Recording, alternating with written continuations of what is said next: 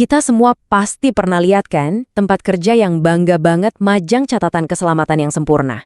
Terus kita mikir, wah hebat, mereka pasti udah benar semua. Tapi, gimana kalau saya bilang, catatan yang kelihatannya sempurna itu justru bisa jadi ilusi yang berbahaya? Kutipan ini kedengerannya aneh ya. Bertolak belakang banget tapi ini dia, inti dari apa yang mau kita bedah hari ini. Gagasan bahwa kesuksesan yang kelihatan di permukaan justru bisa jadi lagi nyembunyiin risiko yang jauh lebih dalam dan jauh lebih besar. Nah, ini dia pertanyaan kuncinya. Apakah tim Anda itu benar-benar custom-minded? Atau mereka cuma jago ngikutin aturan kalau ada yang ngawasin? Itu beda banget loh. Dan perbedaan inilah yang mau kita kupas tuntas bareng-bareng. Oke, kita mulai ya. Kita bongkar dulu satu salah kaprah yang umum banget, namanya jebakan kepatuhan. Disinilah banyak perusahaan ngerasa udah aman. Padahal sebetulnya mereka itu cuma selangkah lagi dari malapetaka. Papan kayak gini kelihatannya keren ya.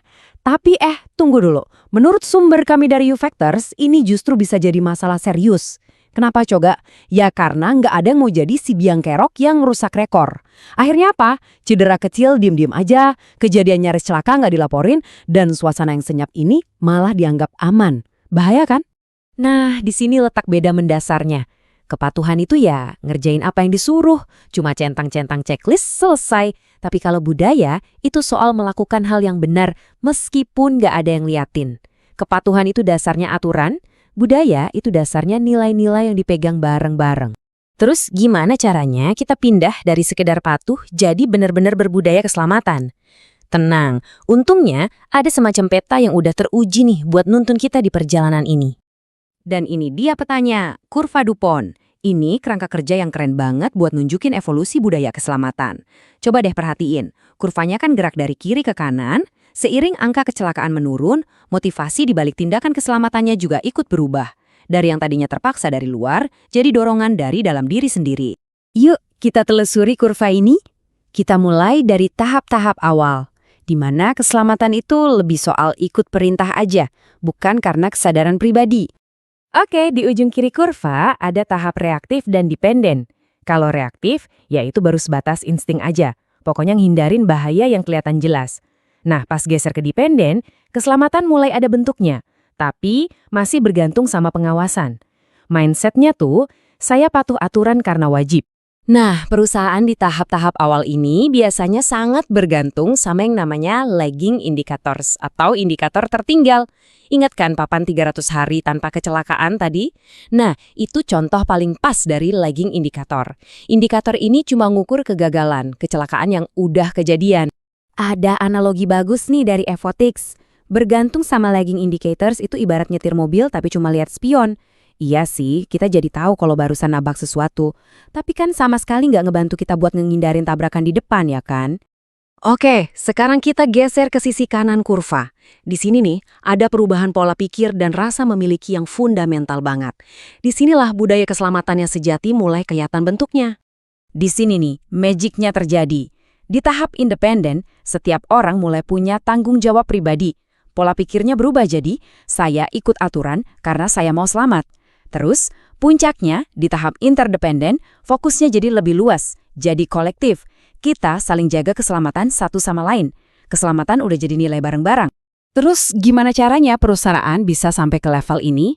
Jawabannya, geser fokusnya ke leading indicators atau indikator utama.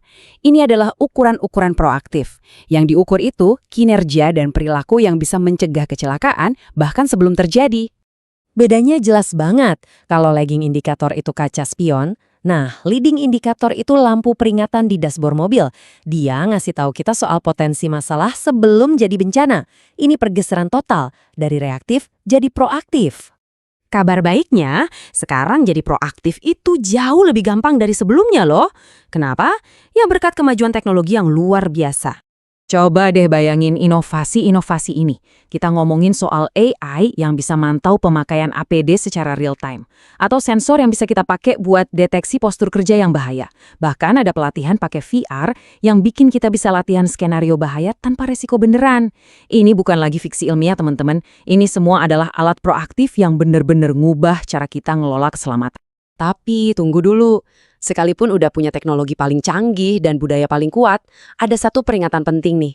Budaya keselamatan itu, sama kayak budaya perusahaan lainnya, rapuh banget. Perlu dirawat terus-menerus. Kita lihat contoh nyata ya. Bertahun-tahun lamanya, Toyota itu dianggap dewanya kualitas. Sistem produksi Toyota mereka itu legendaris ke seluruh dunia.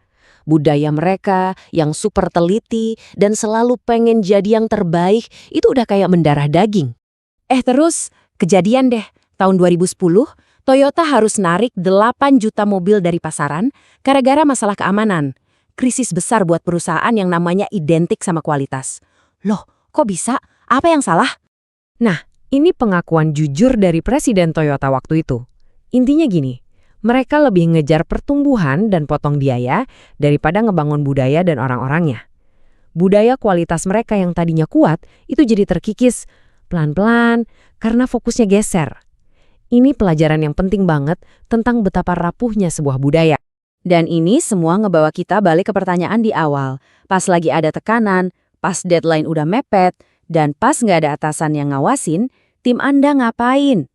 Jawaban dari pertanyaan itulah yang jadi definisi budaya keselamatan Anda yang sesungguhnya, bukan tulisan di poster atau angka di papan skor.